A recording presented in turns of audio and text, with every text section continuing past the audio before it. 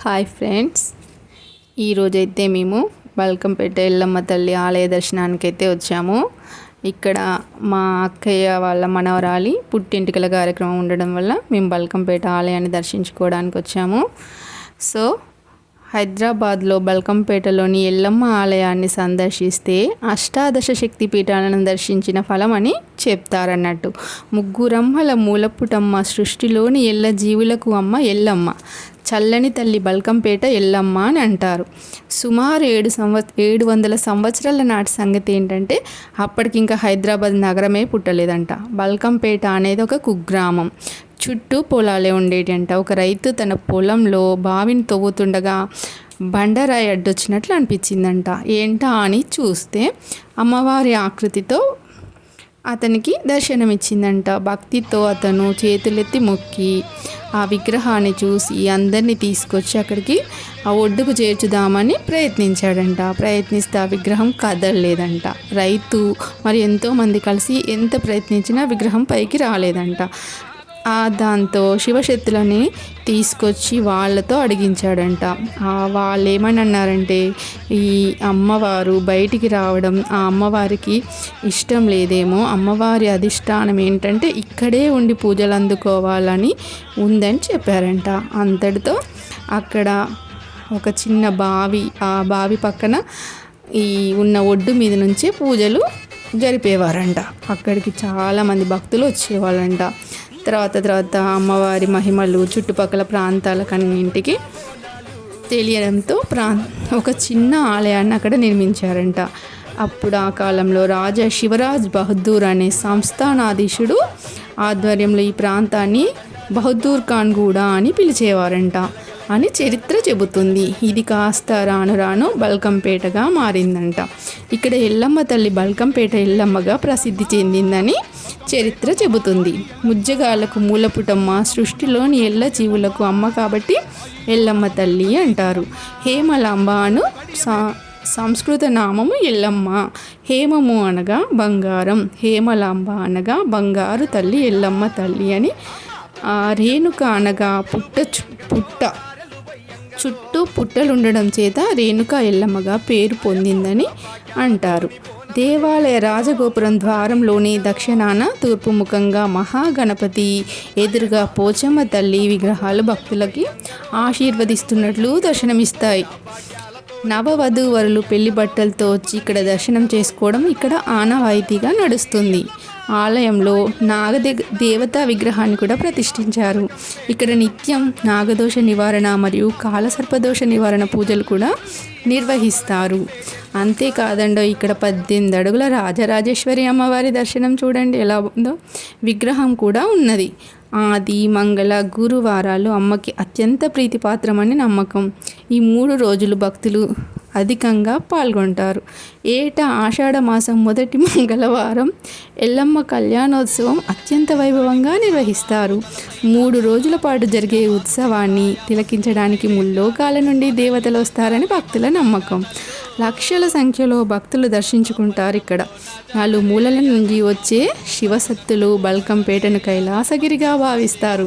ఇక్కడ అమ్మవారి స్వయంభూమూర్తి విగ్రహ శిరస్సు నుంచి నిత్యం జలధార ప్రవహిస్తూ ఉంటుంది.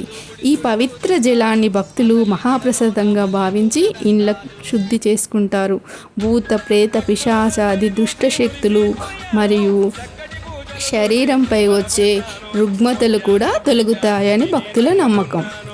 రిలయన్స్ గ్రూప్ అధినేత ముఖేష్ అంబానీ భార్య కూడా నీతూ అంబానీ అమ్మని దర్శించుకున్నారు. బల్కంపేట ఎల్లమ్మ తల్లి మహిమల గురించి చదివి తెలుసుకొని అప్పుడే అమ్మవారిని దర్శించుకోవాలనే సంకల్పం కలిగిందని తాను స్వయంగా చెప్పింది. ఎక్కడెక్కడి భక్తులకు స్వప్న సాక్షాత్కారాలు ఇచ్చి తన దగ్గరకు పిలిపించుకొని కష్టాలు తొలగించి వరాల వర్షం కురిపిస్తుంది ఆ తల్లి అంటూ తన్మయంతో చెప్తారు భక్తులు. మేమైతే అన్ని రూపాలలో ఉన్న అమ్మవారి విగ్రహాలను చూస్తూ ముందుకైతే కదిలాము.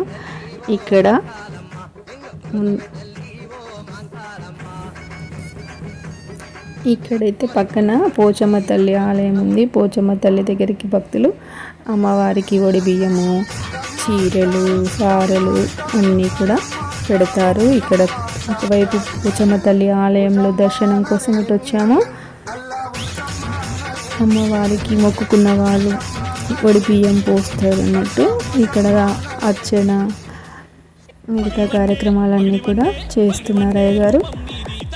ఇప్పుడు సమయం 11 వస్తుంది. ఆలయం మూసివేసే టైం అవుతుంది. ఈ అమ్మవారి విగ్రహాన్ని దర్శన భాగ్యం అయితే మాకు కలిగింది. అమ్మవారు చూడండి ఎంత చక్కగా ఉన్నదో, చక్కగా నిండుగా అమ్మవారు దర్శనం ఇచ్చారు మాకైతే. ఇక్కడ నుంచి కదిలాం. మళ్ళీ పక్కన వెళ్తూ అన్ని విగ్రహాలు కూడా దర్శనం చేసుకున్నాము. ఇక్కడ నాగదేవత అమ్మవారు ఉన్నారు. ఇక్కడే అమ్మవారు మిగతా అమ్మవార్లందరూ కూడా వరుసగా దర్శనమిస్తారు. ఇక్కడ హుండీ లెక్కింపులు జరుగుతున్నాయి. ఈరోజు అందరూ కూడా డ్రెస్ కోడ్లో హుండీ లెక్కింపులు అయితే జరుపుతున్నారు. వీళ్ళందరూ కూడా ఒకే డ్రెస్ కోడ్లో ఉన్నారు చూడండి. వీళ్ళంతా హుండీ లెక్కింపులో పాల్గొన్నారు. ఇక్కడ నుంచి అయితే ముందుకు వస్తున్నాము. సమయం 12 అవుతుంది. ఆలయ తలుపులు మూస్తారు, నైవేద్యం పెడతారంట. ఈ టైంకి మనం బయటికి వెళ్ళాలి అంటూ పురమాయిస్తున్నారు. ఇక్కడ చిన్న పాప చూడండి ఎంత ముద్దుగా ఉందో. దారిలో అమ్మవారు ప్రసాదాల కోసం వెళ్తున్నామండి. ప్రసాదాలు తీసుకొని పక్కన పిల్లలు ఉన్నారు, చిన్న పిల్లలు. వాళ్ళందరూ చక్కగా హ్యాపీగా ఆడుకుంటూ పాడుకుంటూ అమ్మవారిని దర్శించుకోవడానికి అయితే నిల్చున్నారు. ప్రసాదాల కౌంటర్లో ప్రసాదాలు ఇస్తున్నారు. చూడండి ఎంత బాగుంది, ముద్దుగా చిన్నపిల్ల. వాళ్ళు కూడా మొక్కుకున్నారంట ఇక్కడ పాప పుడితే వస్తామని. అక్కడి నుంచి ఇంకా మేము ముందుకు వెళ్తున్నాము. మేక చూడండి, మా అబ్బాయి అయితే దానికి ఆహారం పెడుతున్నాడు. పులిహార తింటుంది చివరిసారిగా పాపం మేక.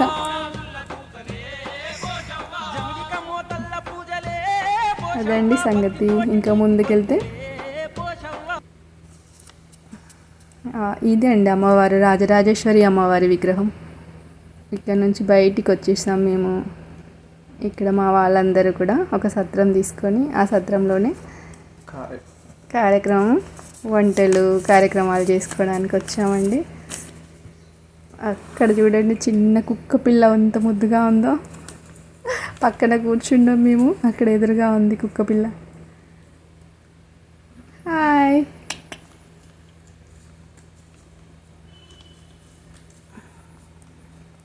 ఇక్కడ నుంచి అయితే మేము మళ్ళీ పక్కన సత్రంలోకి అయితే వచ్చామండి. అక్కడ మా అక్క వాళ్ళ బాబు కోడలు ఒడి బియ్యం పోసుకునే కార్యక్రమం అండి మాది. వడి బియ్యం పోస్తామండి. ప్రతి శుభకార్యానికి మేము వడి బియ్యం అయితే పోస్తామండి. ఆ వడి బియ్యం కార్యక్రమంలో కూర్చున్నారు వాళ్ళు. ఆ చిన్న పాప చూడండి గుండు చేసుకొని, సితారా పాప. ఈ పాప పేరు సితారా అండి. సితారా పాప కూడా కూర్చుంది. వడి బియ్యం అయితే పోస్తున్నారండి. వాళ్ళ అమ్మ వాళ్ళు పుట్టింటి నుంచి వడి బియ్యం పోస్తారండి. ఏ కార్యక్రమం చేసుకున్నా మా ఇళ్ళల్లో పుట్టింటి నుంచి వడి బియ్యం అయితే పోస్తారు. మేము యాదవ్స్ అండి. యాదవ్స్కి కంపల్సరీ వడి బియ్యం పోయడం ఇలాంటి అన్ని వాళ్ళల్లో ఉంటాయి. మా దాంట్లో కూడా ఉంటుందండి. ఇంకా మా కొడుకు కోడలు అయితే చక్కగా కూర్చొని వడి బియ్యం అయితే పోసుకుంటున్నారు. ఒక 5 ముత్తైదువులు వడి బియ్యం అయితే పోస్తారండి ఇక్కడ.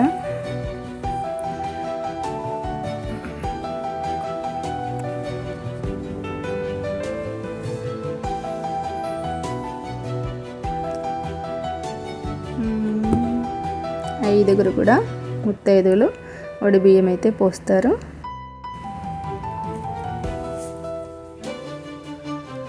వడి బియ్యం పోసే కార్యక్రమం అయితే అయిపోయిందండి.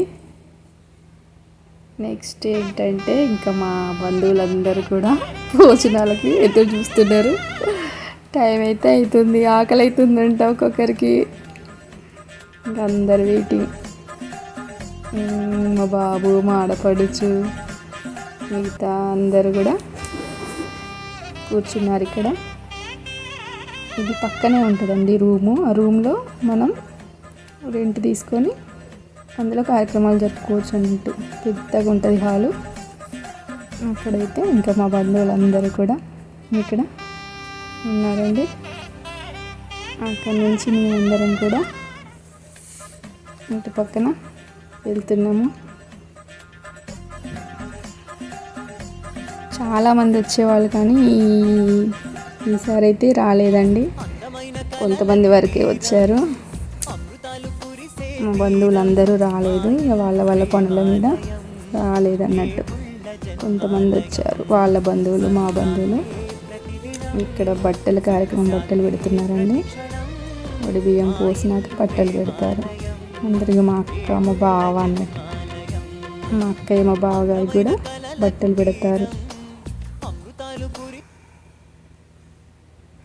ఇంకా మా చిన్న పాప, ఇంకొక బావగారి వల్ల మనవరాలు, ఇంకేమి కూడా ఆటలు ఆడుతుంది.